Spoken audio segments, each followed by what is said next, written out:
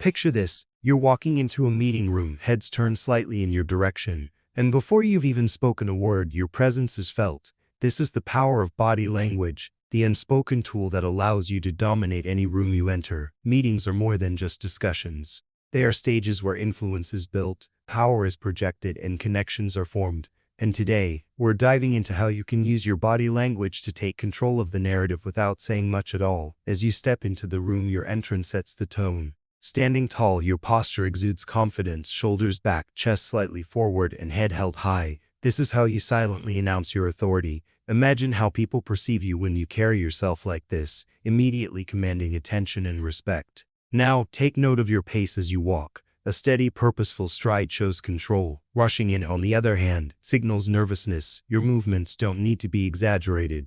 They just need to be deliberate, as though every step is part of a bigger plan. When you take your seat, make sure you choose your position wisely. Sitting at the center or directly across from the key decision maker shows that you're here to engage, not just observe. Once seated, plant your feet firmly on the ground.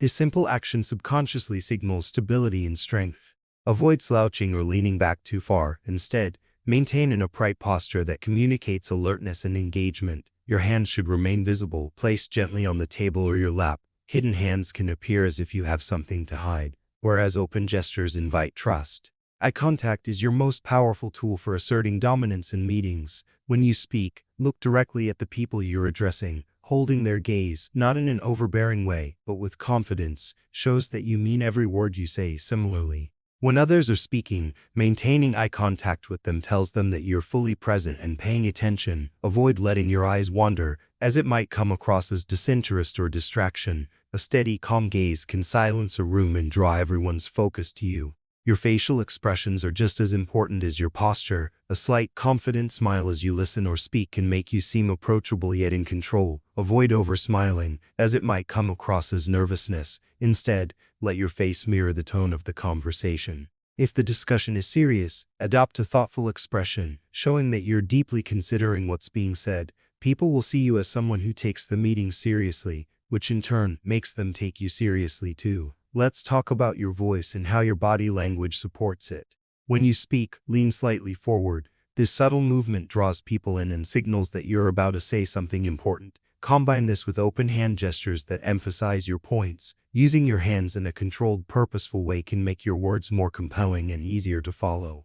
Avoid crossing your arms, as it can make you appear defensive or closed off. Instead, keep your gestures open and inviting, as though you're including everyone in the conversation. Another key aspect of dominating with body language is mirroring. By subtly mirroring the body language of the person you're speaking to, you create a subconscious sense of connection and rapport. If they lean forward, you lean forward slightly too. If they nod as they speak, nod in agreement. This makes them feel understood and respected. But remember, the mirroring should be natural and not forced. Overdoing it can have the opposite effect and make you appear insincere. Silence is a part of body language too, and when used strategically, it's incredibly powerful. Imagine making a strong point and then pausing, letting the weight of your words sink in. Instead of rushing to fill the silence, let it work for you. Pausing not only gives others time to absorb your message but also shows that you're comfortable with control. Nervous speakers tend to fill gaps with unnecessary words, but a confident speaker owns the silence and uses it to emphasize their message. The way you respond to challenges in a meeting also defines your presence. If someone questions you or disagrees, keep your body language neutral and calm. Avoid crossing your arms or appearing defensive. Instead, lean slightly forward, maintaining eye contact as you address the point. This shows that you're open to discussion but not easily shaken. Confidence isn't about overpowering others. It's about remaining composed under pressure and letting your body reinforce that composure. Pay attention to your energy. Meetings often have subtle power dynamics, and your energy can influence how others perceive you. If you're too passive, you risk fading into the background. Too aggressive, and you might intimidate or alienate people. The sweet spot is assertive energy, where your body language communicates strength but remains respectful and approachable. It's a balance that allows you to dominate without overpowering. Think about how you end the meeting too. The last impression is just as important as the first. When it's time to leave, gather your belongings calmly, stand up straight, make eye contact with key individuals, and offer a firm handshake if appropriate.